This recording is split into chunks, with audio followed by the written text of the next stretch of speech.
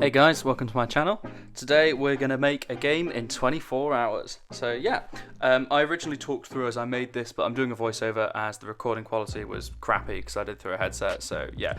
Do away with that. Let's go again. I'm going to talk you through how we made this game that you're watching right now. And if you're watching this, it's already out, so you can go and download it on the Android Play Store. I'll put a link in the description.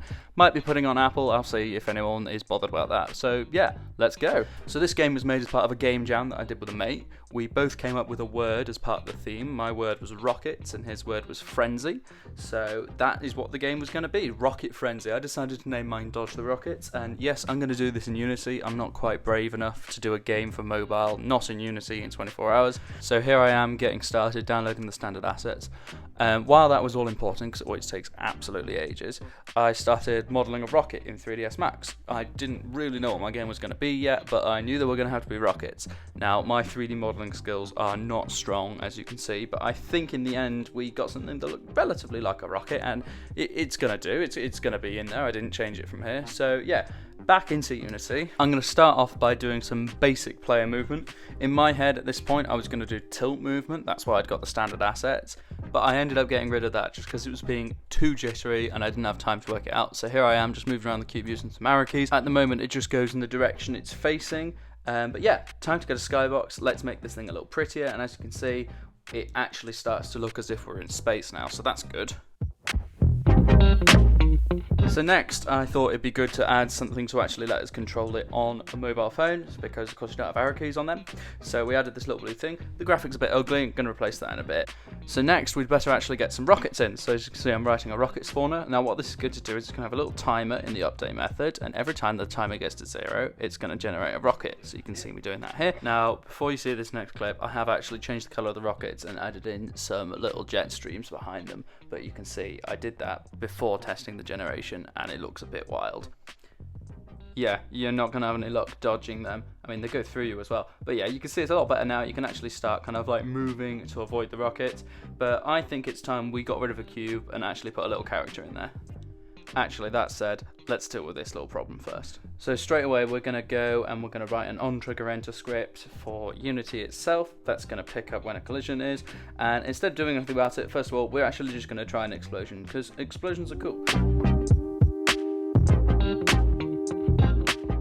So yeah, after about half an hour of tinkering around with that, you can see, boom, we get some explosions when things hit. So next I'm just going to add a little score counter, which we're going to just go up with every second that you continue to live, and then once you die, that's your score. But the other thing I did here was just add in some slightly nicer UI. I've kind of given up on those horrible start buttons and stuff, and we've gone for some nice smooth rounded rectangles with lowercase font and some post-processing to finish it all off. So next I'm going to add in some little health cube things to show you how much health you've got left. Obviously you're going to have to die in this game.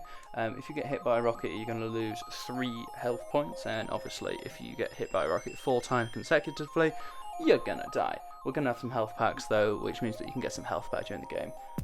Next, I found this hoverboard and this little astronaut guy on the Unity store and Sketchfab. Isn't he so cute? Look at him, he's there dodging some rockets. He's an absolute pro at this, he's better than you are. So next what we're going to do is change out that little controller thing so it looks a little nicer, and also I've changed the way the camera works so you can actually see a little bit more of our astronaut. He's so cute, we want to see him from all sides. Oh dear. So next I decided it was time to work on a pickup system. So the first thing I did was just have 4 different kinds of pickup randomly spawn in, and then when you pick one up, you have that little nice blue effect around the player. There's one of the pickups there. So we're going to do stopwatch, which is going to slow things down. You're going to have a nuke, which is going to blow up everything else. You're going to have a force field, which obviously just kind of like keeps the player safe for a second, and then a health pack, which brings back some of your health. So first I did the nuke. This sort of worked. It kind of destroyed the missiles, but not all their jet trails, so I fixed that, and then I moved on to the health pack.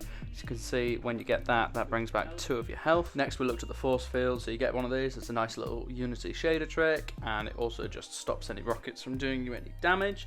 And then finally, I worked on the slow-mo feature. I did this using Unity's time.scale time. which is a really nice feature. I just stuck a vignette in there as well, just to kind of spice things up a bit. I think it's a little extreme right now, but we'll take away from that. So next, just clearing up a few final features. So we've got a little pause button, which is just going to stop everything in its tracks. I clicked it as we exploded there, but you can see everything's staying still, and then when we hit continue, things carry on. Just a nice feature to have on a mobile game, to be honest. So yeah, the game's pretty much complete at this point. I'm really happy with what I managed to do in just a weekend. I've learned a lot more about using Unity, especially for just kind of like things to make your game look better really quickly, like the post-processing or finding decent assets instead of just using rubbishy ones that you can make yourself. And yeah, I'm really happy with the final product, and if you want to play it, you can download it on the Android store right now. I can put it on the iOS store as well if people want. I've put a game on the iOS before, so I do know how to do that. So yeah, if people want, I can go ahead and do that. But yeah, thanks for watching. Do subscribe if you want more stuff like this. Drop us a like, and yeah, bye.